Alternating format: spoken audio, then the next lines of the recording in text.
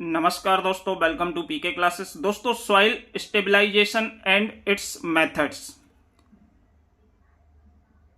Transportation engineering second या geotechnical engineering में soil stabilisations पर अक्सर हमारा क्वेश्चन पूछा जाता है फाइनल एग्जाम में। सॉइल स्टेबलाइजेशंस क्या है और कौन कौन सी मेथड्स हैं जो इसके लिए उपयोग की जाती हैं। मृदा स्थिरीकरण मीन्स सॉइल स्टेबलाइजेशन।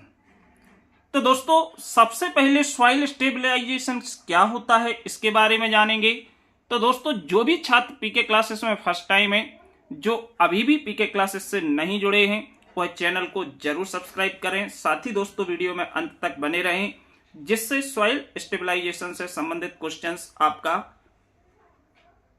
हो सके कंप्लीट और आप अपने एग्जाम में इससे संबंधित पूछे जाने पर आंसर लिख पाएं। तो दोस्तों, सबसे पहले बात आती है सॉइल स्टेबलाइजेशन। सॉइल स्टेबलाइजेशन का मतलब है जहां भी हमारा कोई भी कंस्ट्रक्शन का वर्क होता है, मींस हम जब कंस्ट्रक्शन वर्क की बात करते हैं तो कंस्ट्रक्शन में जैसे कि हमारी कोई बिल्डिंग का कंस्ट्रक्शन है, रोड का कंस्ट्रक्शन है, तो जो हमारी मिट्टी होती है, मृदा होती है, ये इतनी सक्षम नहीं होती है किसी किसी जगह पे कि जो लोड को बियर कर सके। मींस उसकी स्ट्रेंथ जो हमको जरूरत रहती है स्ट्रेंथ की, वो स्ट्रेंथ नहीं मिल पाती है।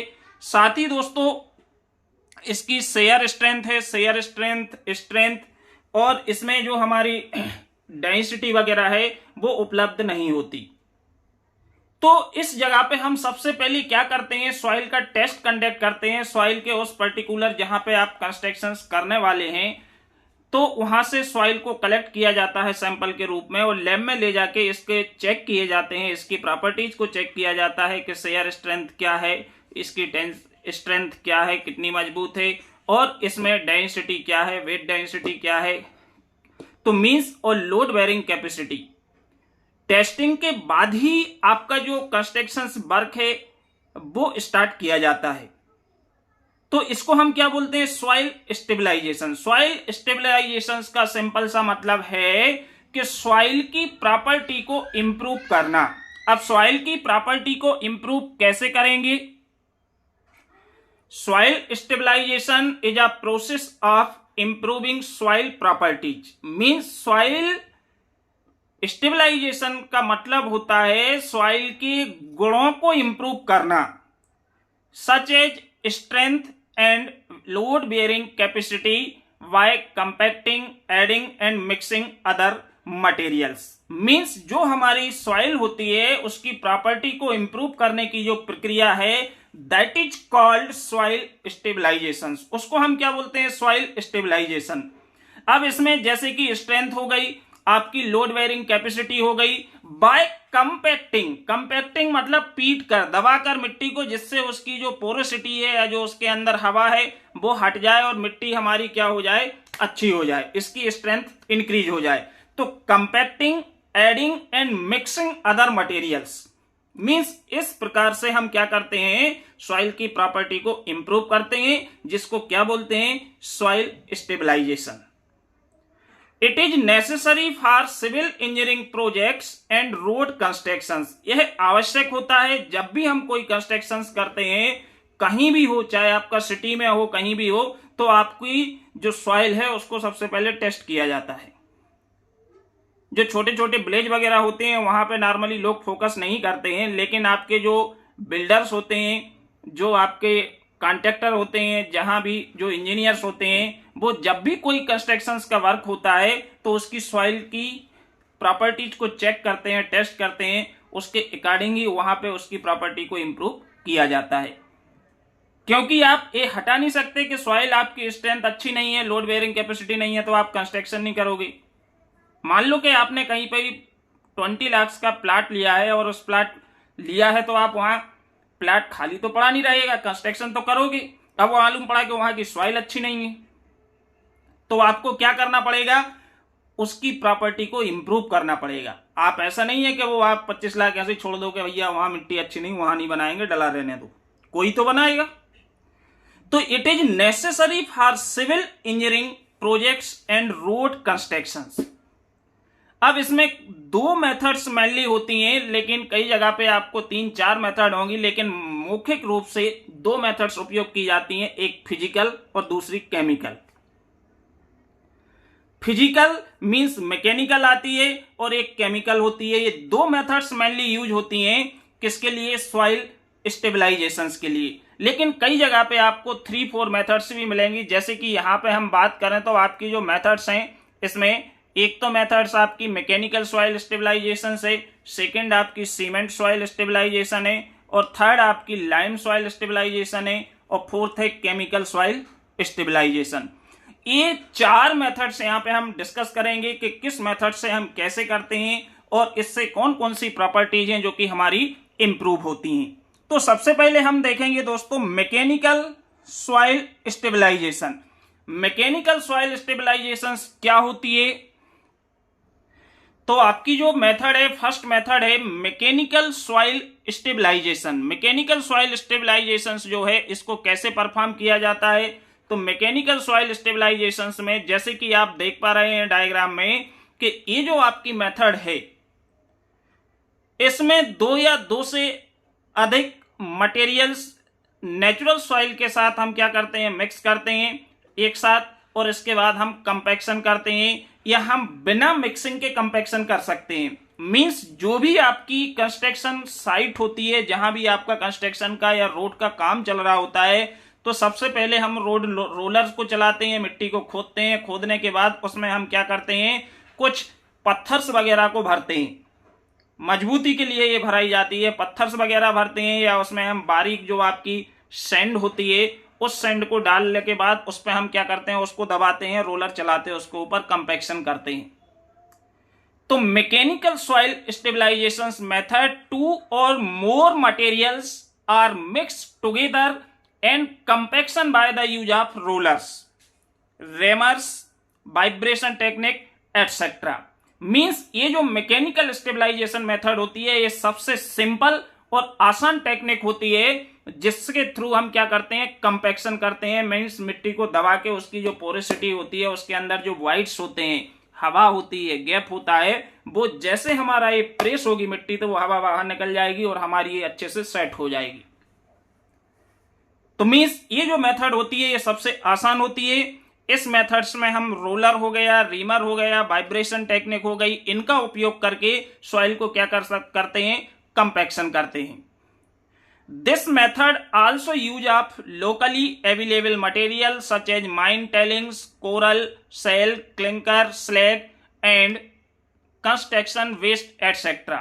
मींस इसमें आप अक्सर रोड पर देखते हो कि इसमें हम जो लोकल में हमारा मटेरियल उपलब्ध होता है उस मटेरियल को हम उस जगह पे भरते हैं कि जैसे कहीं पे आपकी पत्थर की खदान है या कहीं कोई बोर हो रहा है तो उससे जो आपकी बजरा निकलता है लाल कलर का पत्थर टाइप का, उसको आप रोड के कंस्ट्रक्शंस में या आपके जो बिल्डिंग के कंस्ट्रक्शंस में वहां नीचे बिछाते हो, नीचे डालते हो, और इसके बाद उसको क्या करते हो?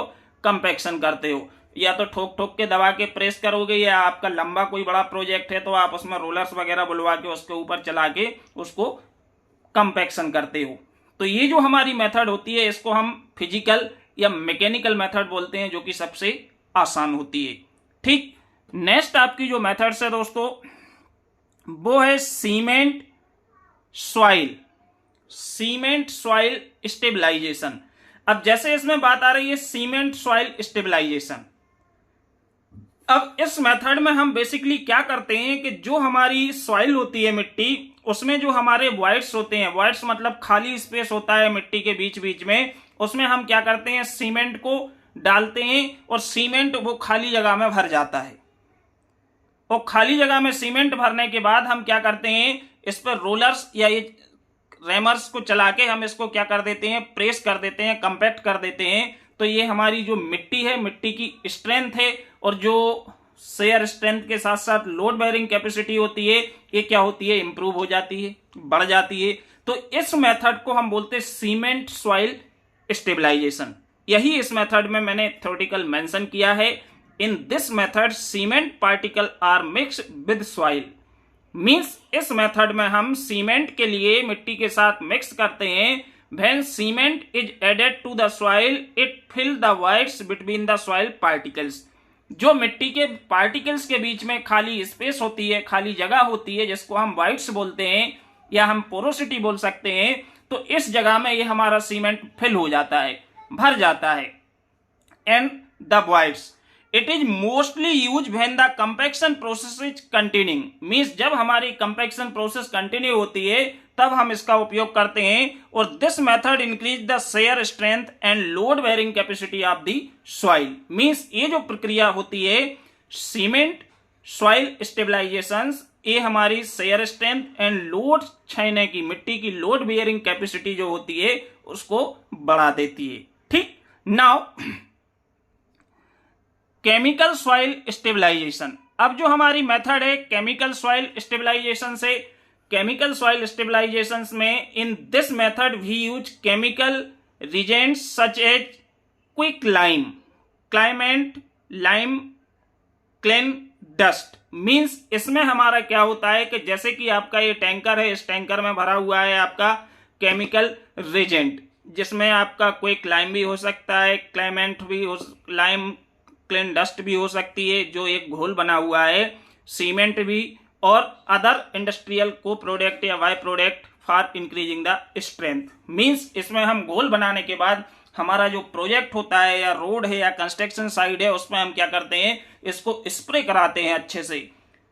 तो मींस ये जो आपकी केमिकल सॉइल स्टेबलाइजेशन मेथड है, इसमें जो केमिकल रिजेंट्स है inject directly into the ground on construction project.